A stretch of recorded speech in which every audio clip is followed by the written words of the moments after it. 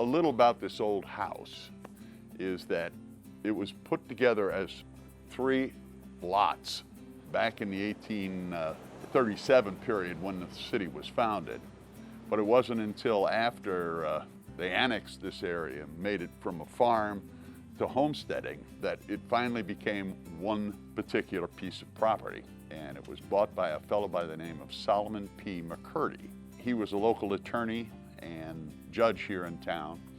And in the 1860s, or 1850s, I should say, he bought the properties. He paid a grand total over a year and a half of $850 for the property. For a decade, he lived here, built the house.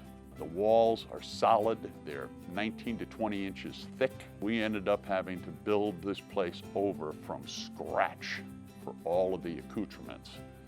And that's what we did.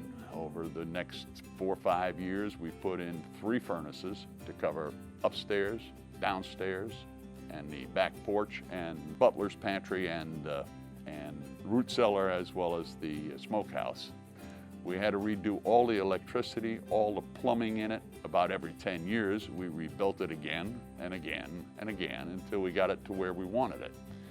But at age 70 now, and my wife is, I guess, 65, it's time to downsize.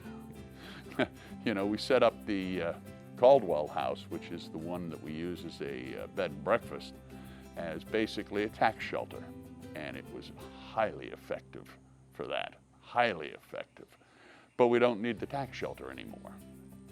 We also rebuilt the cottage, which used to be at one time either a slave quarters or a carriage house. I'm not sure which, but it had a loft bedroom in it. It had a 3-holer built into it. It had a little area for a stable and carriage area built out front of it, and a dining and sitting area in there. And we made it into just a 1 and a loft bedroom little cottage, if you will, and it put in a full bathroom in there.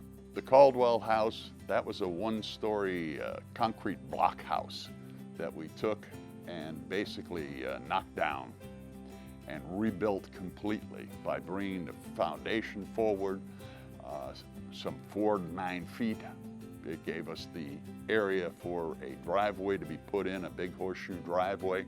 We could do events. We've done weddings here, et cetera, et cetera.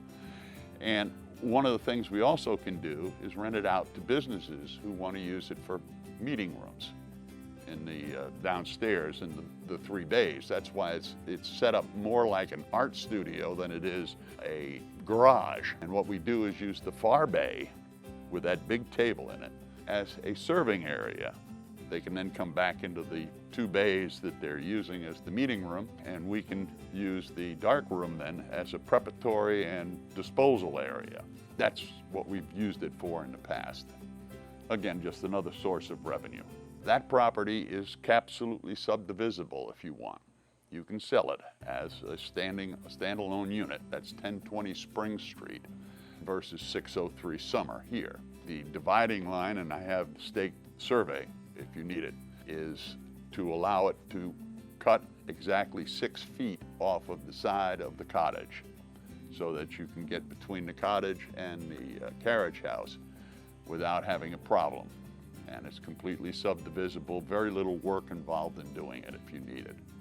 So it can be used as one mini estate with about 6,000 square feet of usable living area, or it can be used as multifamily housing, which is what it's zoned for. You can rent out chunks of it, which has been done in the past in the 30s, or rent it out to the military if you want over at Fort Leavenworth. They have very good policies as to how rental property will be handled, and they do a nice job with it from what I understand from people who use them. It's usable for almost anything. Like I say, you can have up to 2/3 of an acre with 6,000 square feet of living space.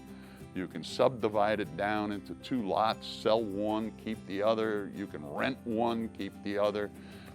There's all sorts of things, but if you bought both of them together, you can keep the bed and breakfast and have it grandfathered under the old rules and regulations, which means events, et cetera, et cetera. It all depends on what you want to do. That's the basics of the house.